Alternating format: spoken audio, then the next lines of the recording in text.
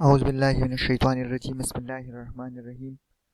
आज हम engineering mechanics का न्यू लेक्चर स्टार्ट करेंगे और इस लेक्चर में हम रॉकवेल हार्डनेस टेस्ट के बारे में पढ़ेंगे।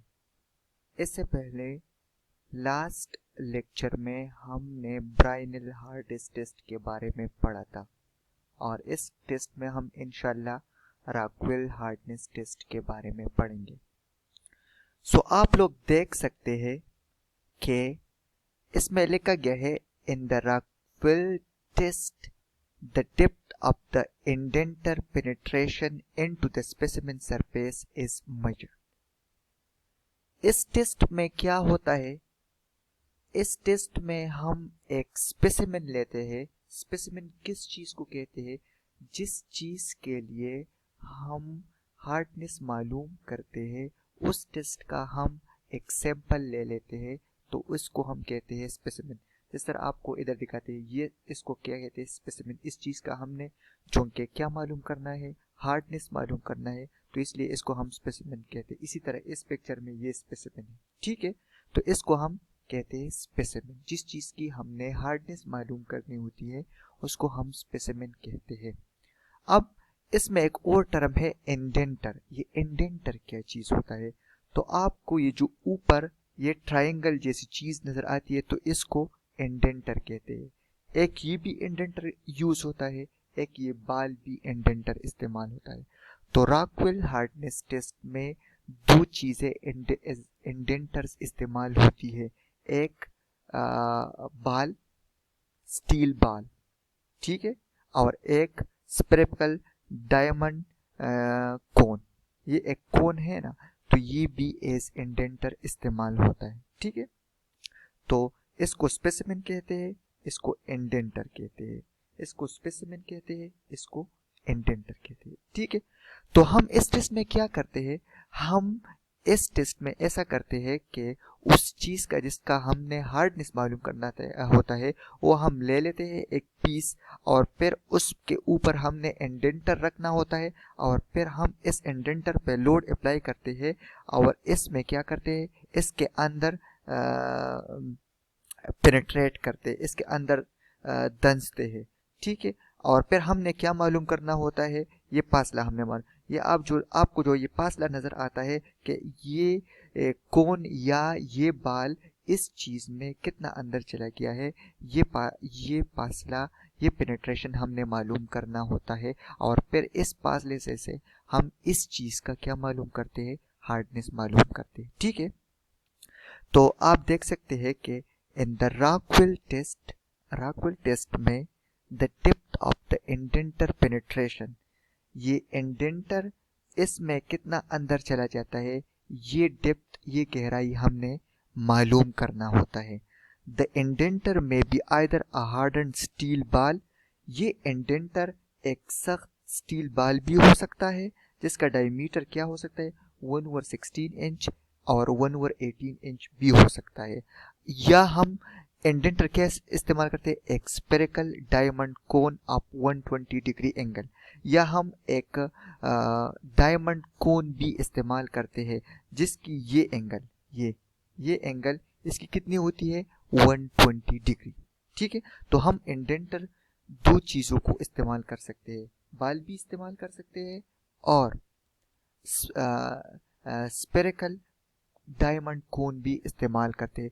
बाल स्टील का बना होता है और ये कोन डायमंड का बना होता है, ठीक है। अब क्या करते हैं? Loading procedure starts from applying a minor load of 10 kg। क्या करते हैं? मिसाल के तौर पे हम ये टेस्ट करते हैं, तो हमने ये स्पेसिमेन ले लिया, फिर इस स्पेसिमेन के ऊपर हमने ये स्पेरिकल डायमंड कोन रख दिया, और फिर इसके ऊपर हम माइनर लोड रख देते। माइनर लोड कितना होता है? 10 kg। तो हम इसके ऊपर फिर क्या रख देते हैं? 10 kg वजन रख देते हैं, ठीक है। जब 10 kg वजन रख देते हैं, फिर क्या करते हैं? And then the indicator measuring the penetration depth is set to 0। हम क्या करते हैं? इसके इसमें एक और इंस्ट्रूमेंट भी इस्तेमाल होता है जो आपको क्या माल देता है, आपको ये डेप्थ देता है, ये गहराई देता है कि ये कौन इस स्पेसिमेन में कितना अंदर चला गया है। तो जब आप ये स्पेसिमेन सबसे पहले रख दोगे, फिर इसके ऊपर ये स्पेरिकल कोन रख दोगे, फिर इसके ऊपर क्या रख दोगे, माइनर लोड रख दोगे। माइनर लोड कितना होता है, 10 kg होता है।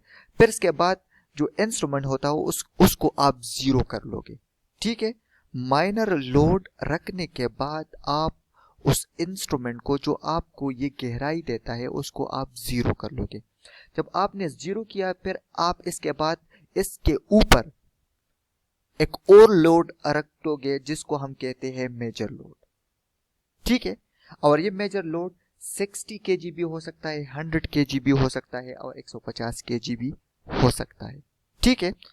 हम ये रख देते हैं इसके लिए ज्यादा से ज्यादा 30 सेकंड के लिए। ये मेजर लोड हम ज्यादा से ज्यादा 30 सेकंड, और 30 सेकंड के बाद हम ये लोड वापस कर देते हैं, मींस रिमूव कर देते हैं।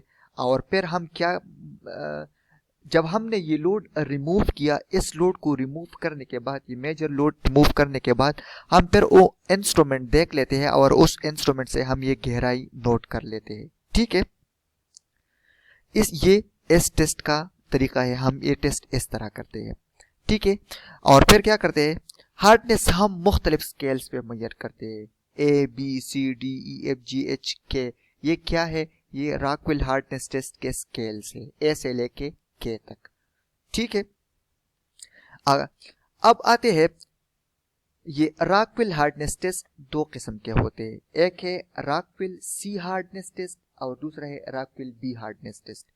रॉकवेल सी हार्डनेस टेस्ट में हम ये इंडेंटर जो इस्तेमाल करते हैं, ये स्पेरिकल कोन इस्तेमाल करते हैं, और रॉकवेल बी हार्डनेस टेस्ट में हम ये बाल इस्तेमाल करते हैं।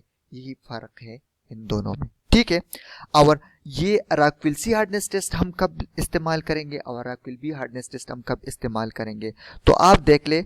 अगर आपके पास ये जो सैंपल अगर एल्यूमिनियम एलाइज का हो या कॉपर एलाइज का हो या सॉफ्ट स्टील्स का हो, तो फिर हम इसके लिए कौन सा वैराइटीज, अगर एल्यूमिनियम एलाइज हो या कॉपर एलाइज हो या सॉफ्ट स्टील्स हो, नरम स्टील हो, तो फिर हम इनकी हार्डनेस मालूम करने के लिए ये रॉकवेल बी हार्डनेस टेस्ट इस्तेमाल करेंगे, जिसमें हम ये बाल इस्तेमाल करते हैं और उसका जो डाया होता है वो 1/16 इंच होता है। और इसमें जो माइनर लोड होता है वो 10 kg होता है और इसमें जो मेजर लोड होता है वो 100 kg होता है।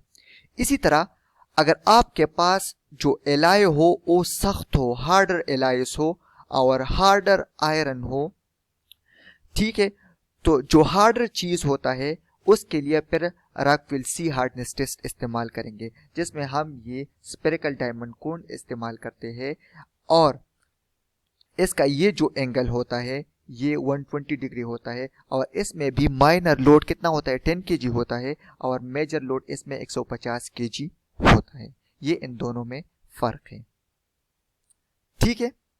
तो ये आपका हो गया रॉकवेल हार्डनेस टेस्ट, क्लियर है। अब ये तो आपका ये हो गया। अब एक और भी है जिसे हम कहते हैं रॉकवेल सुपरफिशियल हार्डनेस टेस्ट। ये एक न्यू टेस्ट है। अब रॉकवेल हार्डनेस टेस्ट और रॉकवेल सुपरफिशियल हार्डनेस टेस्ट में फर्क क्या है? ये Rockwell superficial hardness test Rockwell hardness test का एक मॉडिफाइड शक्ल है और ये टेस्ट हम स्पेशली किसके लिए इस्तेमाल करते हैं? ये थिन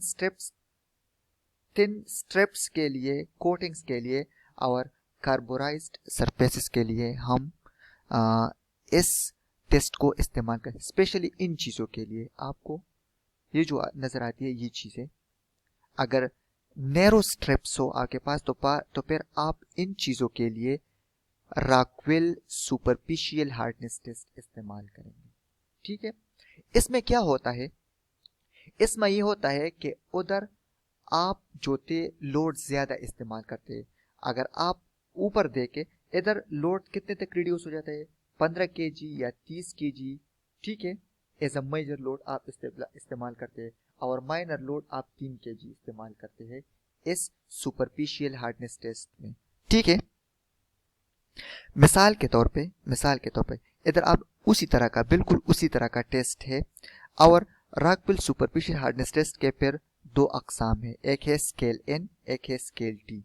तो स्केल एन में हम क्या करते हैं, ये इस्तेमाल करते हैं स्पेरिकल डायमंड कोन इस्तेमाल करते हैं, और स्केल टी में हम ये बाल इस्तेमाल करते हैं, बिल्कुल इसी किस्म का है।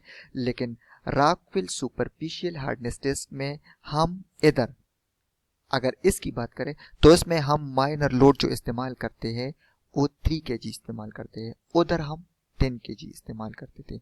इधर हम क्या है मेजर लोड हम उधर अप्लाई करते थे, उधर हम तकरीबन अप्लाई करते थे, ज़्यादा अप्लाई करते थे, और इधर हम कम अप्लाई करेंगे। इधर आप देख ले 15 kg या 30 kg या 45 kg, उधर हम अप्लाई करते थे 140 kg, उधर हम 140 kg इस्तेमाल करते थे, इधर हम 15 kg, 30 kg और 45 kg इस्तेमाल, तो इधर लोड रिड्यूस हो जाता है।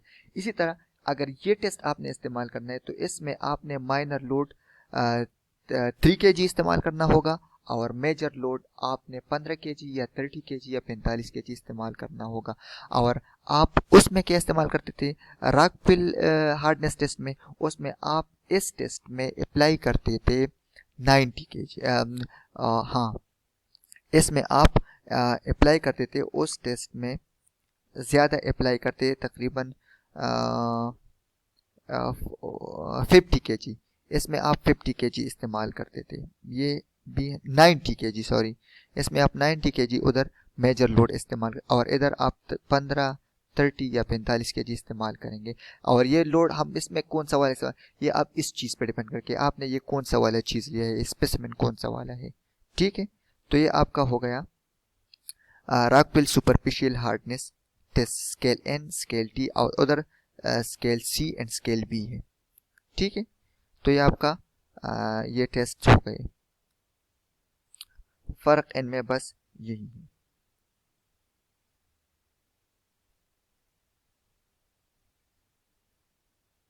अच्छा, इंशाल्लाह नेक्स्ट लेक्चर में हम ये विकर्स हार्डनेस टेस्ट के बारे में पढ़ेंगे कि इसमें हम क्या है, हम इसमें किस तरह हार्डनेस मालूम करते हैं।